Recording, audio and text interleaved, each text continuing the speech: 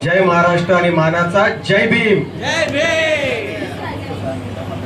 आज 14 एप्रिल मला वाटतं वर्षाच्या 365 दिवसांमध्ये सगळ्यात पवित्र दिवस जर कुठला असेल तर आपल्यासाठी आजचा दिवस आहे। याच महाराष्ट्राच्या मातीने देशाला बाबासाहेब आंबेडकर नावाचं एक रत्न दिलं, ज्या देशाने फक्त या राज्याला नाही तर संपूर्ण देशाला दिशा दाखवली आणि या महामानवाने दाखवलेल्या दिशेने आज गेल्या 75-80 वर्षापासून स्वतंत्र भारताची खूप चांगली वाटचाल सुरू आहे। मला वाटतं बाबासाहेबांचा आज जयंती साजरी करत असताना आपण सर्वांनी मिरवणुका काढल्या, आनंदोत्सव साजरा केला, पण आपल्या पुढच्या पिढीला बाबासाहेब खूप चांगल्या पद्धतीने कळले पाहिजेत। बाबासाहेबांनी आयुष्यभर जर कुठली गोष्ट केली असेल तर त्यांनी माणूस जोडलेला आहे। आज एक छोटीशी गोष्ट मला तुमच्या सगळ्यांसमोर सांगायची आहे आणि आपल्या सगळ्यांच्या माध्यमातून आपल्या समोर असणारे आपले लहान कच्चे बच्चे यांच्यापर्यंत बाबासाहेबांचा मूळ विचार पोहोचला पाहिजे, त्याच्यामुळे मी एक छोटीशी गोष्ट सांगणार आहे। एक सरकारी अधिकारी होते, खूप छान गोष्ट आहे, सगळ्यांनी लक्ष देऊन ऐकावं।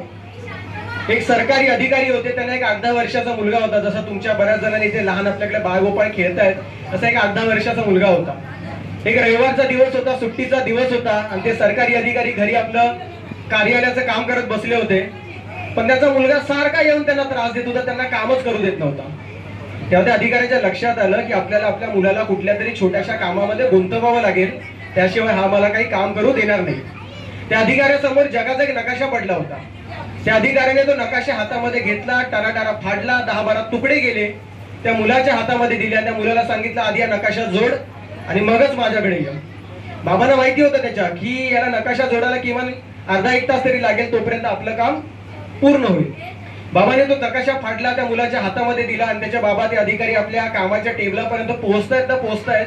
त्या मुलाने नकाशा जोडला, तो आपल्या बाबांकडे घेऊन आला। बाबांना आश्चर्य वाटलं, बाबाने विचारलं, काय रे एवढ्या पटपट कसा काय जोडलास नकाशा? त्या मुलाने सांगितलं की बाबा, या नकाशाच्या मागे एका माणसाचं चित्र होतं, मी आधी माणूस जोडला, उलटून पाहिलं तर जग आपोआपच जोडलं गेलं होतं आणि आपल्या बाबासाहेबांनी हाच माणूस जोडलाय। आजचा दिवस उलटू द्या, याची देही याची डोळा, आपल्याला संबंध महाराष्ट्र संबंध देश बाबासाहेबांच्या विचाराशी जोडल्या गेलेला दिसेल। आणि मला या छोट्याशा गोष्टीतून हेच सांगायचं होतं की बाबासाहेबांनी आपल्याला माणूस जोडण्याचा वारसा दिलेला आहे। आपल्या उत्सवातून आपण हा माणूस जोडूया आणि बाबासाहेबांचे विचार, बाबासाहेबांचा वारसा खऱ्या अर्थाने पुढे घेऊन जाऊयात। आणि अजून एक गोष्ट मला सांगावीशी वाटेल की आज गोवर्धन देशमुख जे महाराष्ट्र राज्य संघटनेचे अध्यक्ष आहेत आपले, यांच्या मार्गदर्शनाखाली आपण मीरा भाईंदर शहरामधल्या अनेक उत्सवांना भेट दिली, जिकडे बाबासाहेबांची जयंती साजरी होते आणि या प्रत्येक ठिकाणी आपण एक पुस्तक भेट दिलेलं आहे। ते पुस्तक भेट देण्यामागचं कारण म्हणजे बाबासाहेबांनी समाजामध्ये तळागाळामध्ये एक विचार रुजवला, तो म्हणजे शिक्षणाचा। बाबासाहेबांनी सांगितलं की वाचलं पाहिजे, वाचण्याने पुस्तकाने मस्तक सुधारतं आणि जे मस्तक सुधारलेलं असतं ते पुन्हा समोरही नतमस्तक होत नाही। तर मराठी समाजाने बाबासाहेबांनी दिलेला हा विचारांचा, वाचनाचा, शिक्षणाचा वसा ही कास आपल्या हाती धरली पाहिजे।